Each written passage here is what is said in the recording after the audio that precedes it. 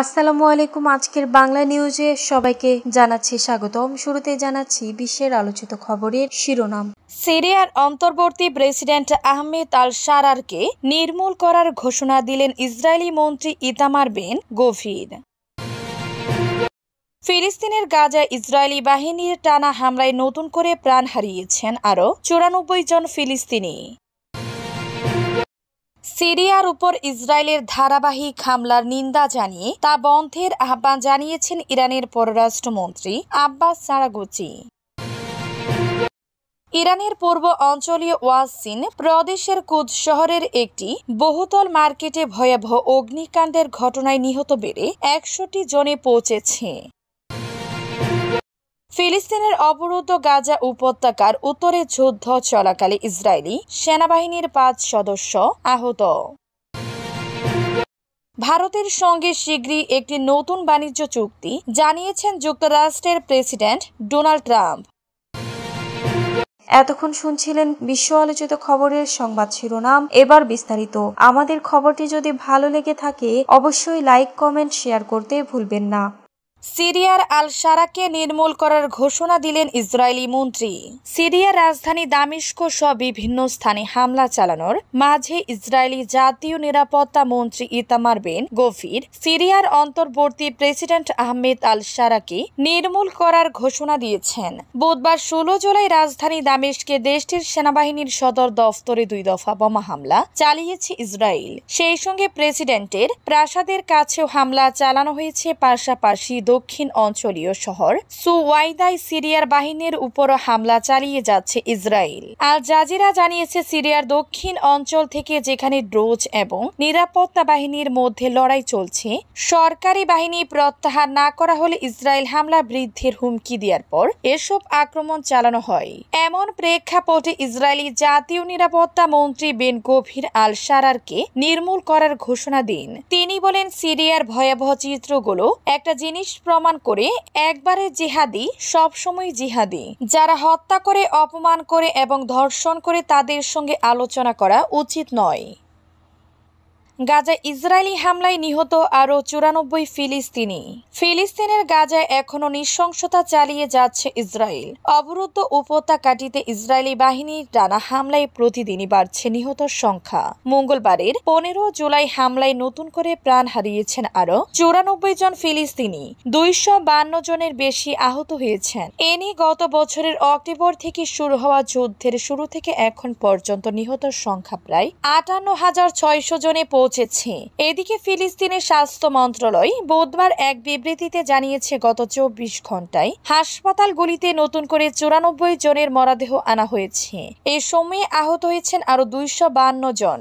এখন পর্যন্ত মোট আহতর সংখ্যা দাঁড়িয়েছে 1,39,607 জনে। স্বাস্থ্য মন্ত্রণালয় আরো জানিয়েছে, অনেক মরদেহ এখনো ধ্বংসস্তূপের নিচে চাপা পড়ে আছে কিংবা রাস্তায় পড়ে রয়েছে, যাদের উদ্ধারে পৌঁছাতে পারছে না উদ্ধারকর্মীরা। এই মৃতদেহগুলো গুনেও রাখা সম্ভব হচ্ছে না যুদ্ধকালীন মানবিক বিপর্যয়ের কারণে।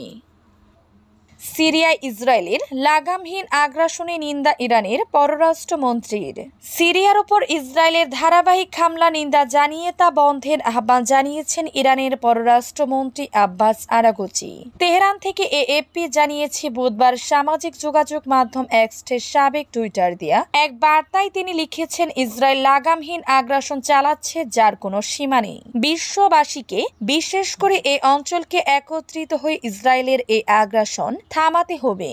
আরাগচি আরও বলেন, ইরান সিরিয়ার সার্বভৌমত্ব ও ভৌগোলিক অখণ্ডতার পক্ষে রয়েছে এবং সবসময় সিরিয়ার জনগণের পাশে থাকবে।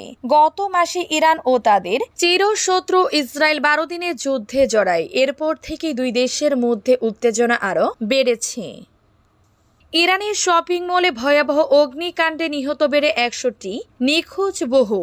ইরাকের পূর্ব অঞ্চলীয় ওয়াসিদ প্রদেশের কুদ শহরের একটি বহুতল মার্কেটে ভয়াবহ অগ্নিকাণ্ডের ঘটনায় নিহত বেড়ে 100 জনই পৌঁছেছে। এই ঘটনায় নিখোঁজ রয়েছে আরও অনেকে। দেশটির স্বরাষ্ট্র মন্ত্রণালয় এই খবর নিশ্চিত করেছে। সংবাদ মাধ্যমের প্রতিবেদনে বলা হয়েছে, বৃহস্পতিবার এক বিবৃতিতে ইরাকি স্বরাষ্ট্র মন্ত্রণালয় জানিয়েছে, কুদ শহরের একটি বাণিজ্যিক ভবনে আগুন লাগার পর দমকল বাহিনী ৪৫ জনকে জীবিত উদ্ধার করতে সক্ষম হয়েছে।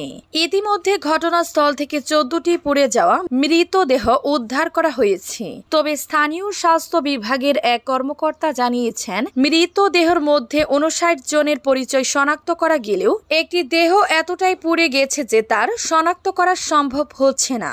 সামাজিক যোগাযোগ মাধ্যমে ছড়িয়ে পড়া ভিডিওতে দেখা যায় রাতভর ৫তলা ভবনের ভিতরে দাউ দাউ করে আগুন জ্বলছে এবং দমকল বাহিনী প্রাণপণ চেষ্টা করছে আগুন নিয়ন্ত্রণে আনার। ওয়াসিদ প্রদেশের গভর্নর মোহাম্মদ আল মাওয়াহি জারান মার্কেটের পাশাপাশি ভবনের একটি রেস্তোরাঁতেও আগুন ছড়িয়ে পড়ে। আগুন লাগার সময় বহু মানুষ পরিবার নিয়ে সেখানে রাতের খাবার খাচ্ছিলেন কিংবা কেনাকাটা করছিলেন।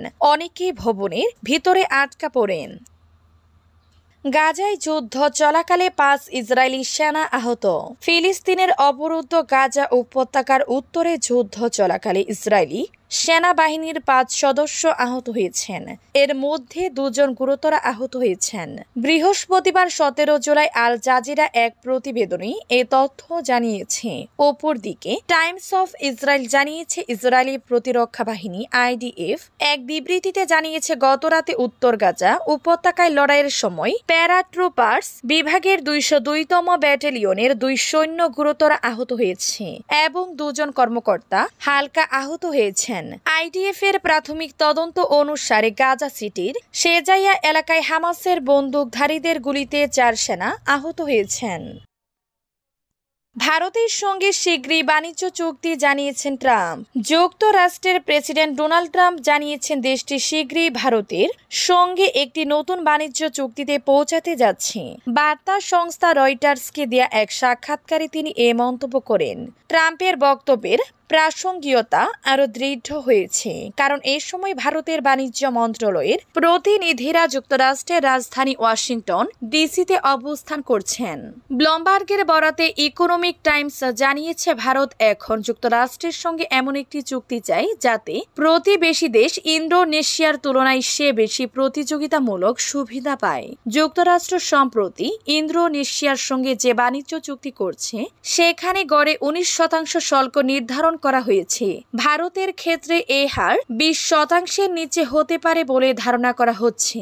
ইন্দোনেশিয়ার সঙ্গে বাণিজ্য চুক্তির প্রসঙ্গে ট্রাম্প বলেন, তারা আমাদের ইন্দোনেশিয়ার বাজারে প্রবেশ অধিকার দিয়েছে, যা আগে আমাদের ছিল না। এটি সম্ভবত সবচেয়ে গুরুত্বপূর্ণ দিক। ভারতও এখন এই পথে হাঁটছে।